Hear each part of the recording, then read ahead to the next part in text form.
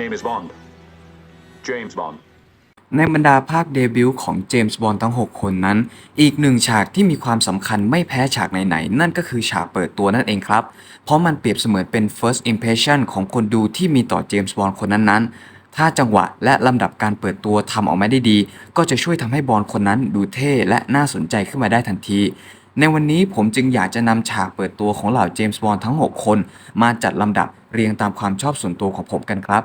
แต่ก่อนจะไปรับชมกันฝากกดไลค์กดแชร์และกด Subscribe เพื่อที่จะได้ไม่พลาดคลิปใหม่ๆ และเป็นกำลังใจดีๆให้กันด้วยนะครับ ถ้าทุกคนพร้อมแล้วก็เรามาเริ่มจัดอันดับกันเลยครับ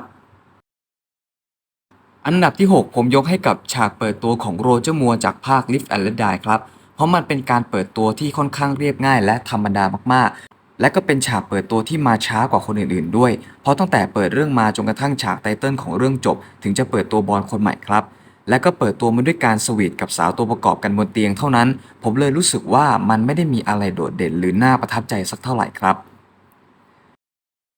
อันดับที่ 5 ผมยกให้กับฉากเปิดตัวของ Daniel Craig จากภาค Casino Royale ครับ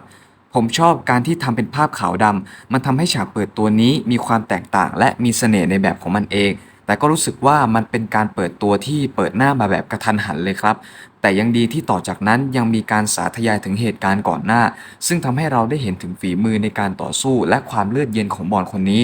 จึงเรียกได้ว่าเป็นฉากเปิดตัวที่ยังไม่ธรรมดาไปสักทีเดียวครับ แต่ก็ยังไม่ว้าวมากสำหรับผมสักเท่าไหร่ เลยได้มาอยู่ในอันดับที่ 5 ของคลิปนี้ครับ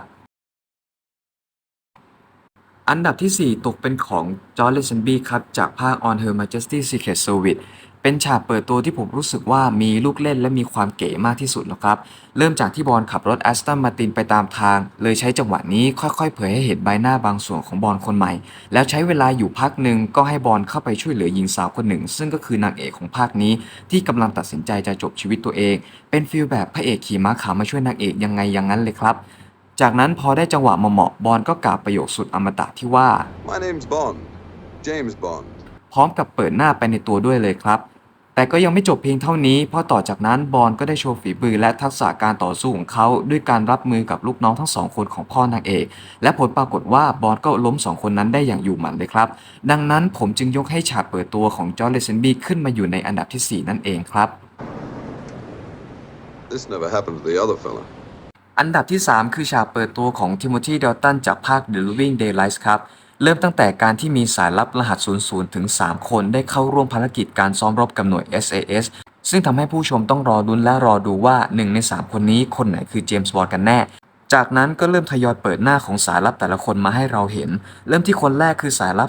002 แค่ลงมาเหยียบถึงพื้นก็โดนจับได้ก่อนใครแล้วครับ ดังนั้นก็เหลืออีก 2 คนซึ่งเลือกลงได้ถูกที่และยังไม่โดนจับได้ ฉากต่อมาจึงเป็นการเปิดหน้าของสายลับ 004 ซึ่งต้องไต่หน้าผาสูงชันขึ้นมา เลยเป็นจังหวะให้วายร้ายลึกลับที่แอบแฝงตัวเข้ามาในภารกิจนี้ด้วย จัดการสังหารสายลับ 004 ได้อย่างง่ายดาย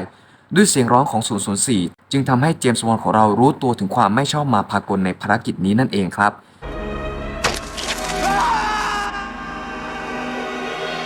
นี่จึงเป็นจังหวะการเปิดหน้าและเปิดตัวบอลคนใหม่ที่ลงตัวและดูไม่เร่งรีบมากจนเกินไปครับ แต่แน่นอนว่าการเปิดตัวยังไม่จบเพียงเท่านี้ เพราะต่อจากนั้นบอลก็ออกลุยตามล่าตัววายร้ายรายนั้นทันที แสดงให้เห็นถึงความกระฉับกระเฉงในตัวบอลคนใหม่ แม้จะจับตัววายร้ายคนนั้นไม่ได้ แต่บอลก็ได้มอบจุดจบให้กับมันไป ก่อนจะหนีรอดออกมาได้อย่างทันท่วงที และจบด้วยการที่บอลได้พบกับลินดาสาวตัวประกอบที่ให้ความช่วยเหลือด้านการติดต่อศูนย์บัญชาการแก่บอลครับ Who are you? Bond, James Bond. Exercise Control 007 here. I'll report in an hour. Won't you join me? Better make that two. อันดับที่ 2 คือฉากเปิดตัวของเพียร์ส บรอสแนนจากภาค Golden Eye ครับ เป็นฉากเปิดตัวที่ทำได้อย่างสมศักดิ์ศรีและสมการรอคอยเลยครับ เริ่มจากการโดดบันจี้จัมป์จากเขื่อนเวอร์ซัสกาที่มีความสูงกว่า 220 เมตร ซึ่งความจริงแล้วเขื่อนนี้อยู่ที่ประเทศสวิตเซอร์แลนด์ครับ แต่ตามท้องเรื่องคือที่ประเทศรัสเซีย และในปัจจุบันสถานที่ดังกล่าวนี้ก็ได้เปิดให้บริการสำหรับนักท่องเที่ยวที่อยากจะไปโดดบันจี้จัมป์ตามรอยเจมส์บอนด์ด้วยครับ เพื่อนๆท่านไหนที่สนใจก็ลองศึกษาหาข้อมูล แล้วไปลองสัมผัสประสบการณ์สุดน่าตื่นเต้นกระตุ้นอะดรีนาลีนให้พุ่งพ่านกันดูนะครับ จากนั้นบอลของเราก็แฝงตัวเข้าไปในคลังอาวุธเคมีของรัสเซีย และเปิดหน้ามาด้วยการห้อยหัวทักทายนายพลท่านหนึ่งที่กำลังปลดทุกข์อยู่ Beg your pardon. Forgot to knock. จากนั้นบอนด์ก็ได้พบกับเพื่อนร่วมภารกิจของเขาอย่าง 006 หรืออเล็กซ์ทอเวียนนั่นเอง แผนของพวกเขากำลังดำเนินไปได้สวย แต่ไม่นานนักก็ถูกจับได้ซะก่อนอเล็กซ์พลาดท่าถูกจับไปเป็นตัวประกันก่อนจะถูกยิงไปในที่สุดบอนด์เจ็บใจที่ต้องเสียเพื่อนรักไปแต่เขาก็ยังไม่ยอมแพ้เอาง่ายๆต่อจากนี้จึงเป็นฉากแอคชั่นที่แสดงให้เห็นถึงไหวพริบและฝีมือในการเอาตัวรอดของบอนด์และก็ตามสูตรสำเร็จครับบอนด์หนีรอดออกมาได้อย่างบุดหวิดและระเบิดทำลายโรงงานอาวุธดังกล่าวได้สำเร็จครับ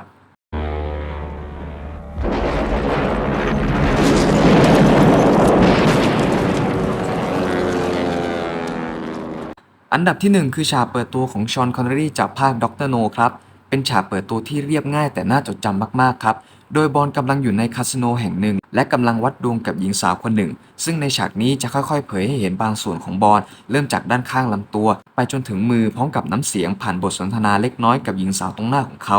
ทั้งคู่เริ่มแนะนำตัวกันโดยเริ่มจากฝ่ายหญิงก่อน Trench.